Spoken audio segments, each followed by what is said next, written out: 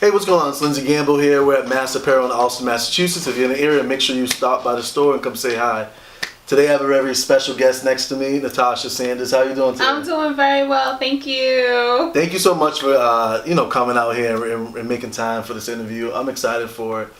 Just a little, before we dive into you, just a little background on our relationship. A lot of people I interview on this, I have some type of connection to, whether it's a one-off thing or I've known them for years. With you actually helped me out. About a year ago, I went to a workshop sponsored by Boston Public Schools. Can't remember the exact name, but I attended one of your workshops that was really focused on building a digital presence on social media, but especially LinkedIn. Yes. And during that time, I was looking for a new job in a new industry. So thank you so much for that, and we'll dive exactly into what you do. You're a career coach, so just give us a little bit about your background and what exactly you do and how you got to where you are today. Sure. So prior to becoming a career coach, I was in financial services, and then I moved into human resources. And it was at that point, working for actually Macy's as an assistant HR manager, that I saw a need for, in particular, students that were coming into the store applying to work there. And what I noticed is they just weren't prepared for the interview. They either didn't dress the part, their resumes weren't done very well, they couldn't answer the questions succinctly, and really didn't know how to pitch themselves. So at that time, now I wouldn't recommend this now, but at that time, those who I did not hire, I offered to mentor them outside. And so that grew because people started coming to me in the library. I was working on my MBA at the time. And the librarian would be like, Tasha, why are random people coming on campus asking for you in the library? What are you doing? And so I told her, and she said, well, that's career development. I didn't know there was a formal name for it. And so thanks to her, she really just got me going. She recommended books. She set me up on an informational interview with the director of career development at the university I was a student at. And then from there it grew. And then making it my business came because of the questions and the clients and having an opportunity to get paid for what I do. And the organization that reached out to me needed a tax ID number. And I was like, how much time do I have to get that to you? And they said, we'll give you 2 weeks. I was like, no problem. I did not know what I was going to do, but I knew someone in the state I was in had a business. So I called him and was like, I need to somehow make this a business. He was like, no problem. He sent me to his lawyer and to his CPA, and within 24 to 48 hours, I legitimately had a corporation. Wow. So that's kind of how the business started on the coaching piece, because I needed to make it legitimate in order to take clients as far as getting paid is concerned. Wow, that's amazing. As much as the research I did in our previous conversation, I didn't realize it started right off, kind of a need. But those are kind of like the greatest businesses, I feel like. A lot of people go out, they have an idea what they want to do, but then there's people like you that create a business out of, a small moment or a couple of moments of people reaching out to you. So, career coaching. I think there's some type of stigma that comes with like career coaching, with that title. Other thing, kind of even similar to being an entrepreneur, because especially in the social media age that we live into, anyone can really call themselves that. Anyone can create an Instagram, LinkedIn, and use that as the title. Yeah, and I think that's it's interesting. But how do you feel about that? Where people kind of call themselves that title, but don't have the expertise, the experience, or even the results. What are your thoughts on that? As well as like kind of what do you do for your own self to kind of, I guess, separate yourself from being that type of label? That's a good question, because I do think back to when I started. I didn't see as many coaches in the lane. So for me, what garners my respect for a coach is if you're certified, or if perhaps you've worked in human resources for a really long time. Then because you're looking at resumes all day, you're probably certified by what they call SHRM, the Society for Human Resource Management. So you've paid your dues as far as experience in education. So for me, when I knew I wanted to be a coach, I looked for a certification. I found the certification. It's called the PARW, Professional Association of Resume Writers and Career Coaches. So I had reached out to them. I did my due diligence, looked at different agencies that certify. I chose them. They were economical.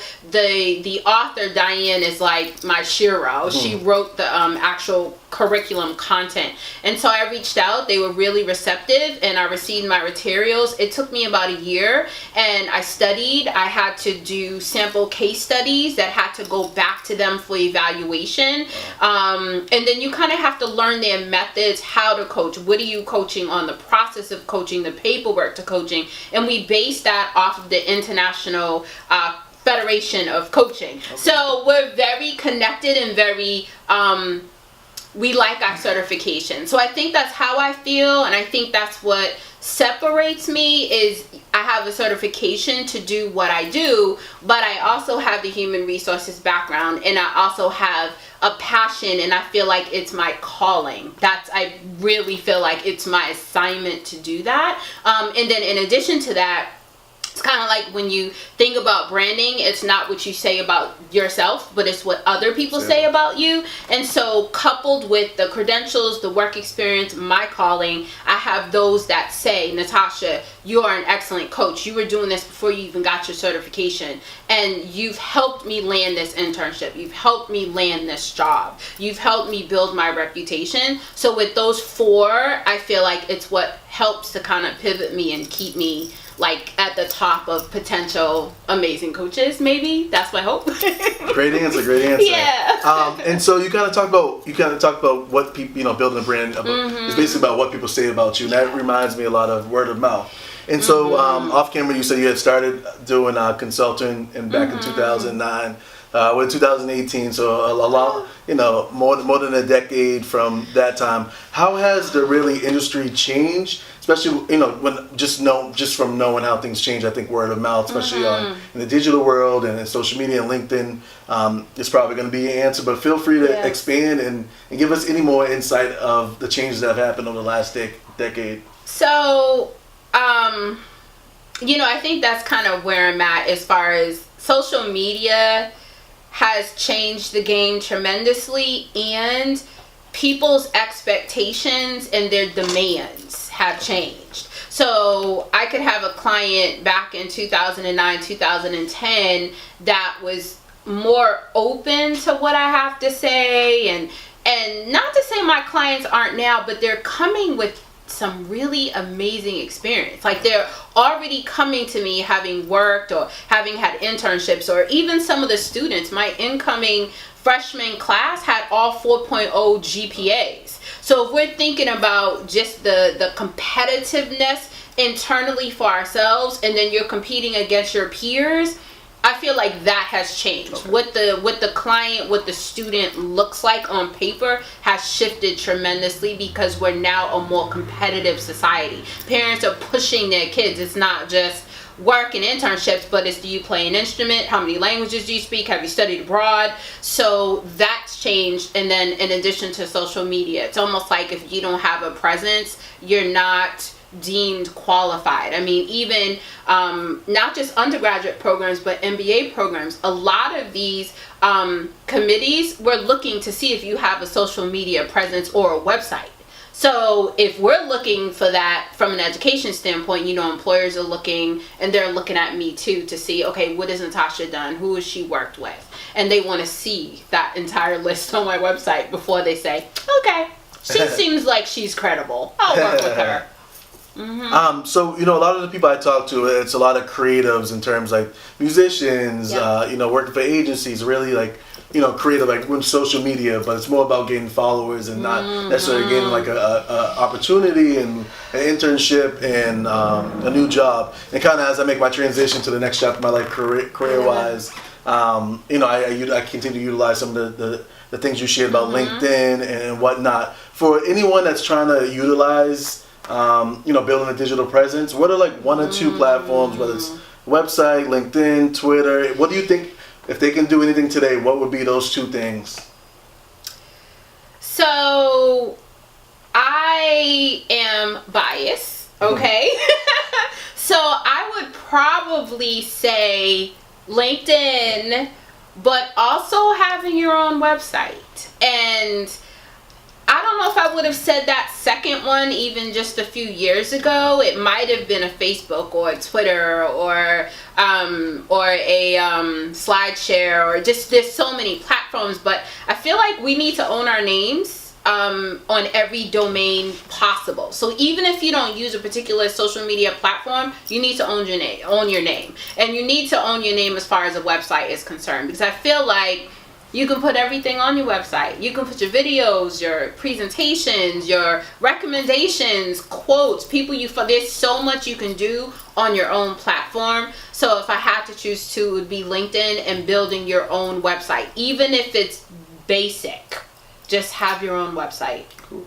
Yeah. Ooh, I'm glad I got two of those down. Yeah. So you've worked with a number of different clients. So from K through 12 yes. Schools, universities. Yes.